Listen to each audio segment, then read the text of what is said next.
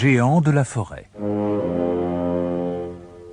Il était une fois une vieille femme qui vivait avec ses 3 fils dans une petite maison à l'orée d'une profonde forêt. Cette année-là, comme l'hiver s'annonçait rude et qu'elle avait besoin de bûches pour s'acheminer, la vieille demanda à l'aîné de ses fils d'aller abattre un arbre dans la forêt. « S'il fait froid, nous n'aurons qu'à tous aller au lit, pas besoin de faire du feu, » grommela le garçon. « Ne sois donc pas si paresseux, gronda la mère. Nous ne pouvons tout de même pas rester au lit tout l'hiver. Tu es le plus fort de mes fils, alors va et trouve du bois. » Le gaillard n'aimait pas se fatiguer à la tâche. Il finit pourtant par accepter et se mit en route pour la forêt, emportant avec lui la hache la plus légère qu'il ait pu trouver. Il s'arrêta bientôt devant un arbre tout pourri dont il espérait qu'il ne serait pas trop dur à abattre. Et il leva sa hache pour cogner. Mais à peine eut-il fait une première entaille qu'il sentit un coup bizarre sur son épaule. Il se retourna. Devant lui se tenait l'être le plus affreux, le plus répugnant, le plus effrayant qu'on puisse imaginer. Un seul œil, rouge et luisant, était placé juste au milieu de son front, et son nez était noueux et biscornu comme la racine d'un vieux chêne. « Hé, toi, Superman !» lança le géant. « Si tu touches à un seul des arbres de ma forêt, je te brise en 50 morceaux !» À ces mots, le garçon jeta sa hache, prit ses jambes à son cou et s'en fut raconter son horrible rencontre. « Voyez-vous ça? Un vieux géant idiot lui fait peur !» ricana son cadet. « Eh bien moi, j'irai à ta place !» Le lendemain matin donc, armé d'une grosse hache, le second fils s'en fut dans la forêt. Là, il choisit un bel arbre solide, capable à lui tout seul de donner assez de bûches pour tout l'hiver.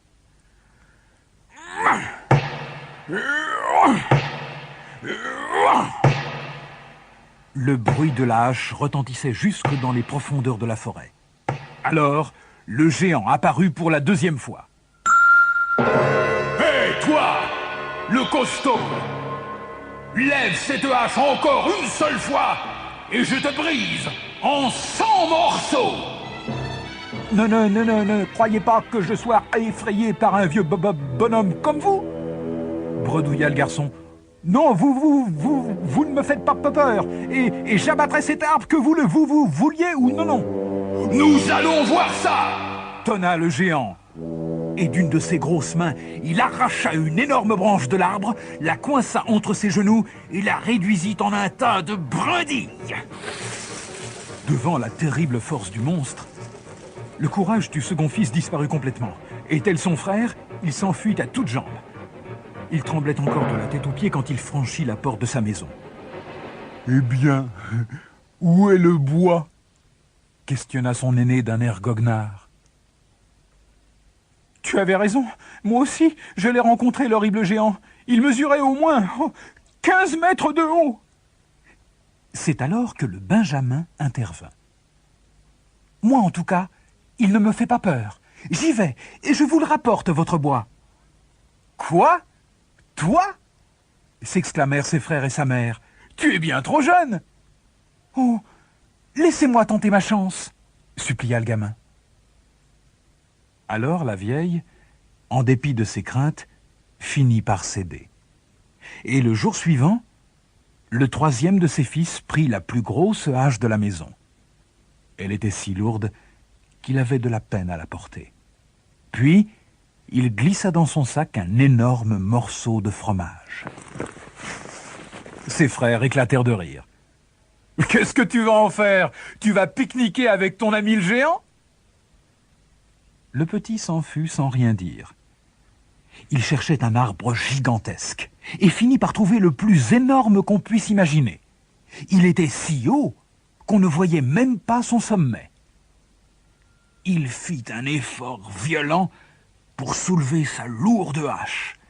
Il frappa un grand coup. Et une fois encore, le bruit attira le géant. « Oh non !» cria-t-il. « Encore un! Et un enfant en plus! Tu me défies, toi aussi? Eh bien, si tu abats cet arbre, je te brise en 1000 morceaux! Le garçon le regarda droit dans l'œil et répliqua sans frémir. Essayez donc, et je vous écrase, comme j'écrase cette pierre! Disant cela, il sortit la motte de fromage de son sac et la pressa violemment entre ses petites mains. Le fromage s'aplatit et gicla de tous côtés. Un énorme morceau atterrit même juste dans l'œil du géant. Je me rends! C'est toi le plus fort! Hurla le monstre aveuglé. Arrête! Ne m'écrase pas comme cette pierre! Non! Abats autant d'arbres que tu veux! Je t'y autorise. Et puis non! C'est moi qui les abattrai et qui en ferai des bûches pour toi! Et c'est ainsi que, depuis ce jour, la vieille et ses 3 fils ont toujours du bois pour faire leur feu. Le géant n'a jamais oublié un seul jour.